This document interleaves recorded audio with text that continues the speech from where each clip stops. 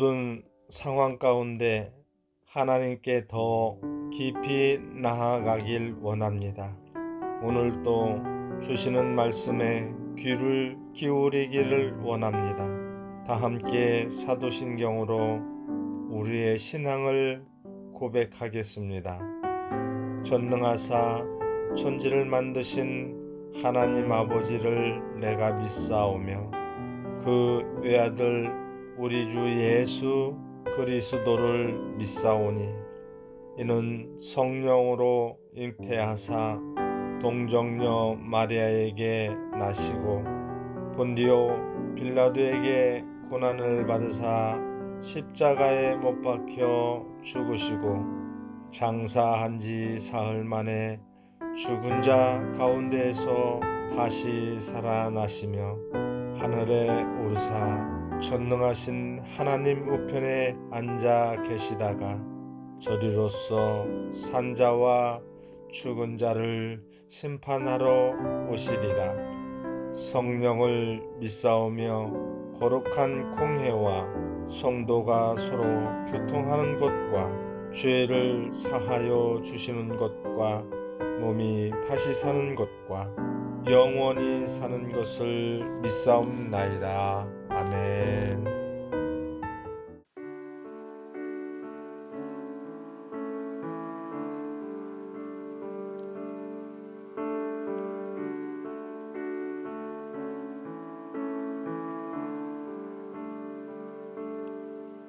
주님 내 길을 잘 아시고 내 걸음 아시네.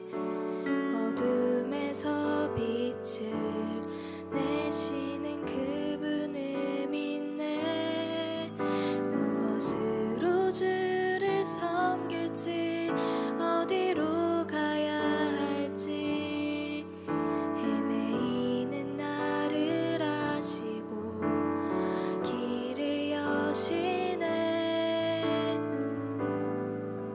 주님 내 길을 잘 아시고 내 걸음 아시네. 어둠에서 빛을 내시는 그분을 믿네. 무엇으로 주를 섬길지 어디로 가야 할지 헤매이는 나를 아시고 길을 여시네. 내 삶은 주의 것, 내 삶은 주의 것, 온전한 신뢰를 주께 드리네. 보이지 않아도 믿음으로 걷네. 주 영광 바라보며 주만 따르네. 내 삶은 주의 것, 내 삶은 주의 것, 온전한 신뢰를 주께 드리네. 보이지 않아도 믿음으로 걷네. 주 영광 바라보며 주만 따르네.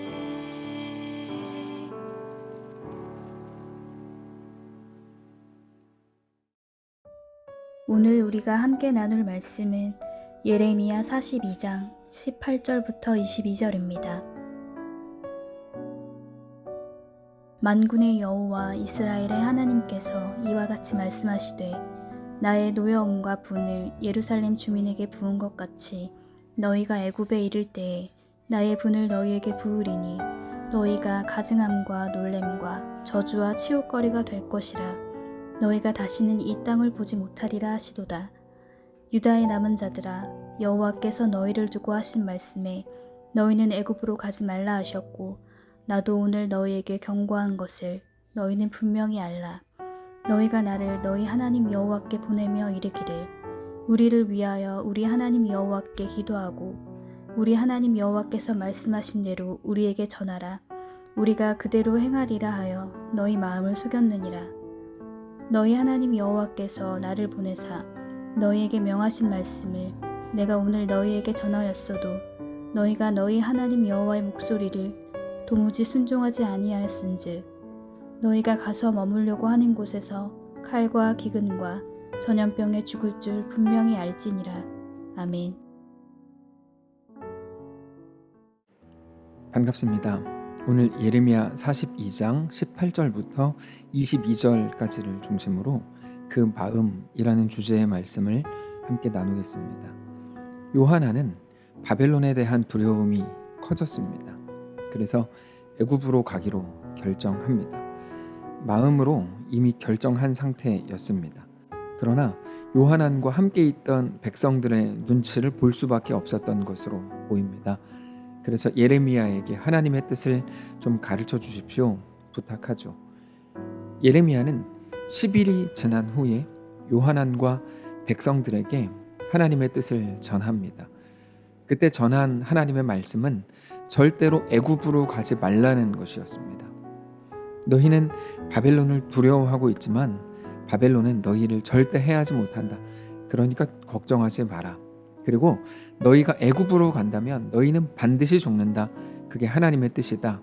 예레미야는 그렇게 말합니다. 근데 애굽으로 가면 죽는다는 그 말을 아주 세게 말하죠. 그게 어제 본문에 있었던 내용인데요. 15절부터 보시면 너희 유다의 남은 자여 이제 여호와의 말씀을 들으라.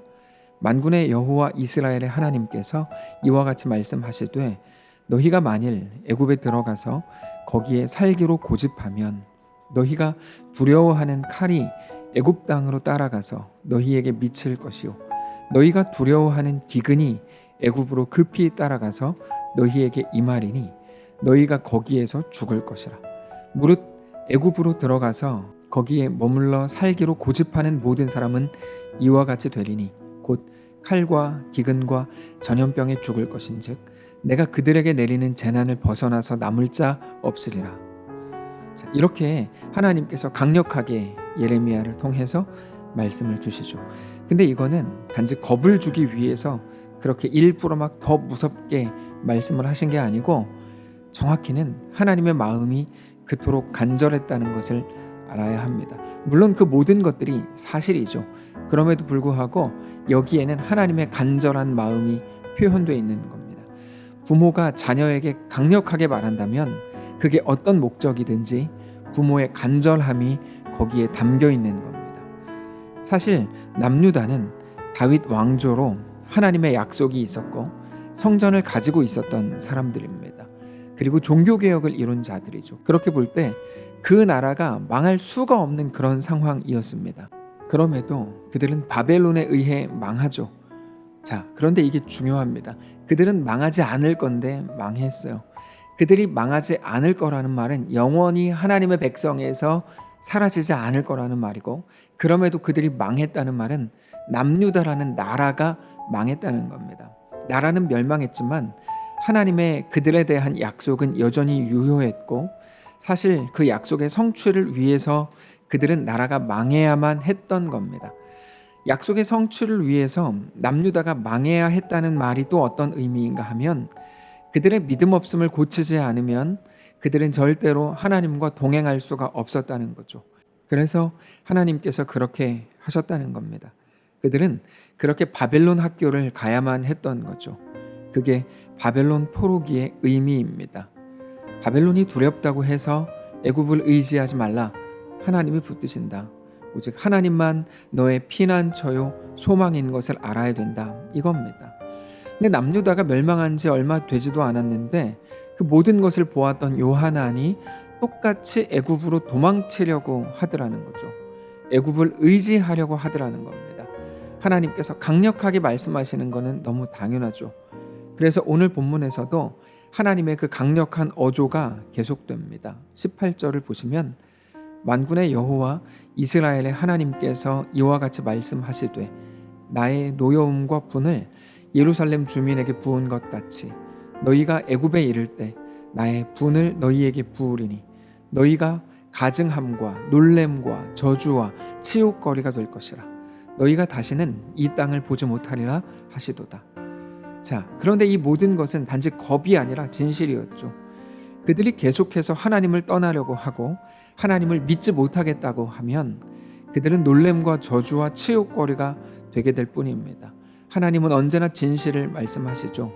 그러면서 그들이 불과 얼마 전에 어떻게 행했었는지에 대해서도 말씀을 하십니다. 19절입니다. 유다의 남은 자들아, 여호와께서 너희를 두고 하신 말씀에 너희는 애굽으로 가지 말라 하셨고 나도 오늘 너희에게 경고한 것을 너희는 분명히 알라. 너희가 나를 너희 하나님 여호와께 보내며 이르기를 우리를 위하여 우리 하나님 여호와께 기도하고 우리 하나님 여호와께서 말씀하신 대로 우리에게 전하라. 우리가 그대로 행하리라 하여 너희 마음을 속였느니라.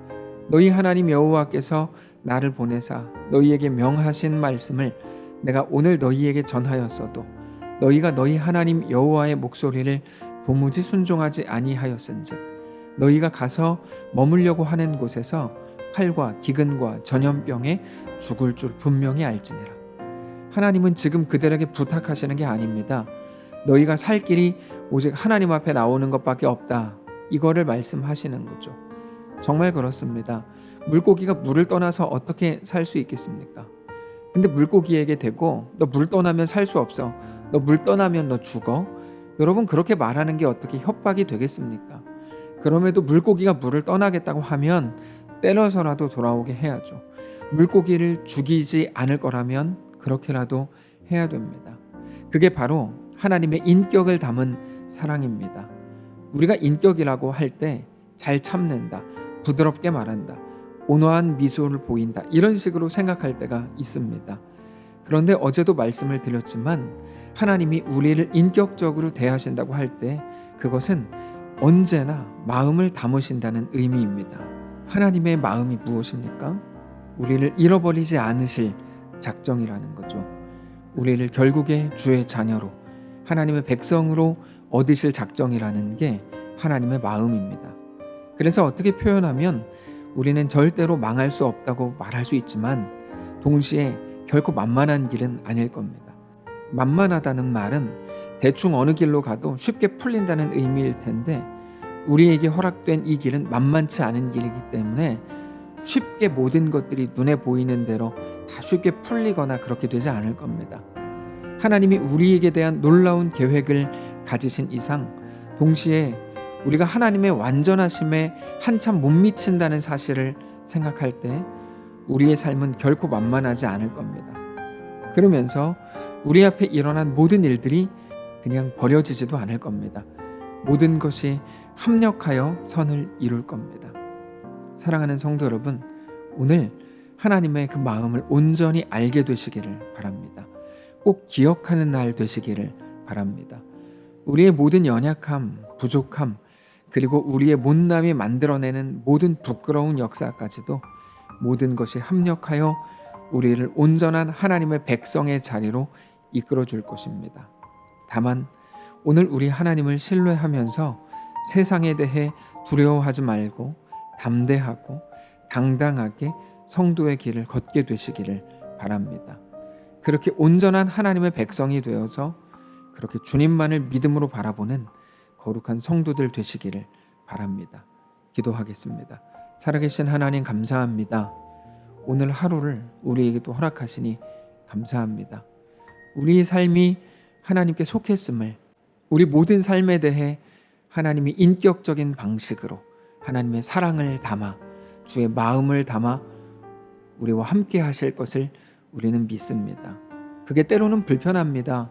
그러나 그게 사랑인 것을 믿습니다. 하나님, 우리와 함께 해 주옵소서. 모든 상황 속에서 하나님의 완전하심, 우리에게 대한 놀라운 사랑을 잊지 않도록 역사하시고 그 속에서 하나님과 믿음으로 동행하는 거룩한 주의 성도들 다 되도록 축복하시옵소서. 우리 주인 되신 살아계신 예수님의 이름으로 기도합니다. 아멘. 사랑하는 성도 여러분, 오늘 하루를 하나님께서 또 허락하셨습니다. 오늘 말씀을 붙들고 믿음으로 서시기를 바라고 우리 주님과 함께 담대하고 넉넉하게 우리의 오늘을 살아내시기를 주님 이름으로 축복합니다.